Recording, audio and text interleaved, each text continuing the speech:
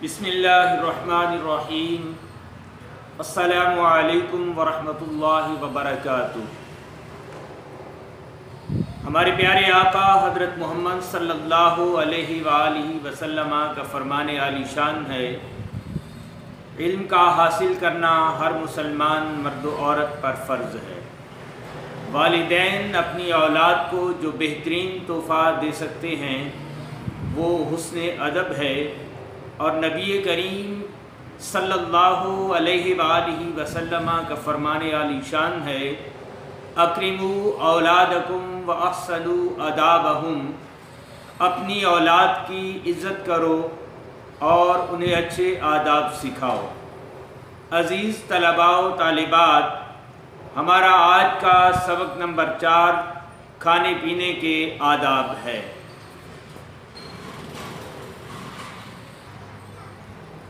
اب ہم اپنی کتاب تعلیم و تربیت کی طرف چلتے ہیں۔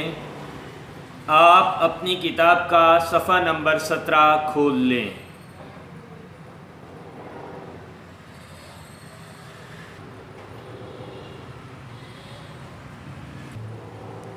کھانے پینے کے آداب۔ کھانے سے پہلے ہاتھ دھو لیجئے۔ طہارت اور نظافت کا تقاضا ہے کہ کھانے میں پڑنے والے ہاتھوں کی طرف سے طبیعت مطمئن ہو۔ بسم اللہ الرحمن الرحیم پڑھ کر کھانا شروع کیجئے، اور اگر بھول جائیں تو یاد آنے پر بسم اللہ اولہ و آخرہ کہہ لیجئے۔ ہاتھ دھونے کے فوائد۔ جی پیارے بچوں، جب آپ ہاتھ دھوتے ہیں تو آپ کے ہاتھوں سے لگے ہوئے جراثیم دھل جاتے ہیں، اور جب آپ کھانا کھاتے ہیں تو وہ جراثیم کھانے کے ذریعے آپ کے پیٹ میں نہیں جاتے، اور یوں آپ بیماریوں سے محفوظ رہتے ہیں۔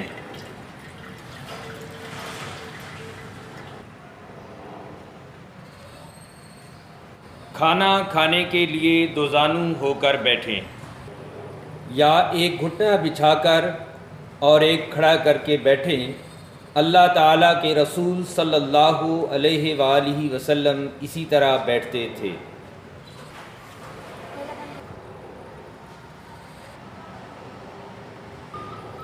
ہمیشہ سیدھے ہاتھ یعنی دائیں ہاتھ سے کھائیے۔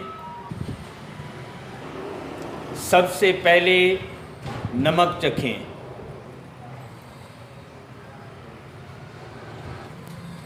اس کے بعد پانی پئیں۔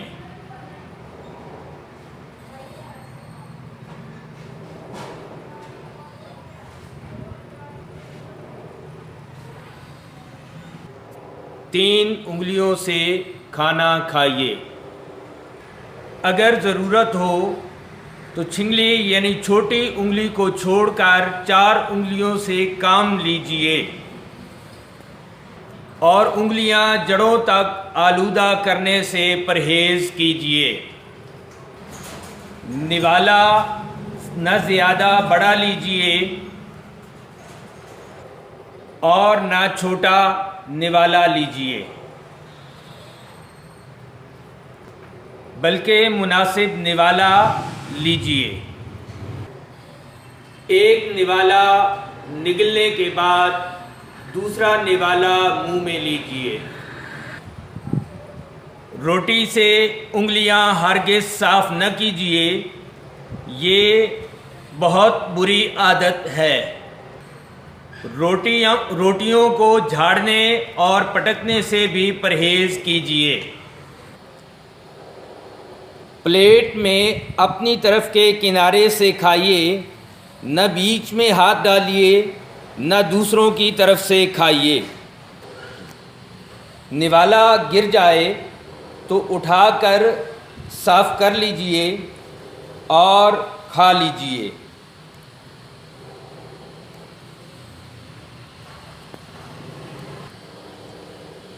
کھانا مل جل کر کھائیے، مل جل کر کھانے سے الفت و محبت بھی پیدا ہوتی ہے اور برکت بھی۔ کھانا مل جل کر کھائیے، مل جل کر کھانے سے الفت و محبت پیدا ہوتی ہے۔ کھانے میں کبھی عیب نہ نکالیے، پسند نہ ہو تو چھوڑ دیجیے۔ بہت گرم جلتا ہوا کھانا نہ کھائیے۔ کھانے کے دوران میں مذاق اور بہت زیادہ باتیں کرنے سے پرہیز کیجیے۔ بغیر ضرورت کے کھانے کو نہ سونگھیے۔ کھانے کے دوران میں بار بار اس طرح منہ نہ کھولیں کہ منہ میں جو کھانا ہے وہ نظر آئے،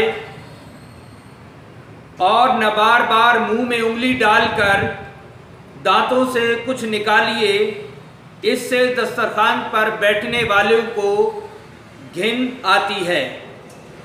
کھانا بھی بیٹھ کر کھائیں اور پانی بھی بیٹھ کر پئیں۔ کھانے سے فارغ ہو کر یہ دعا پڑھیے: الحمدللہ الذی اطعمنا وسقانا وجعلنا من المسلمین۔ ترجمہ: حمد و ثنا اس اللہ تعالیٰ کے لیے ہے جس نے ہمیں کھلایا اور جس نے ہمیں پلایا اور جس نے ہمیں مسلمانوں میں سے بنایا۔ حضور نبی کریم صلی اللہ علیہ وآلہ وسلم نے فرمایا، لونڈی اور غلام تمہارے بھائی ہیں اور اللہ تعالیٰ نے انہیں تمہارے قبضے میں دے رکھا ہے۔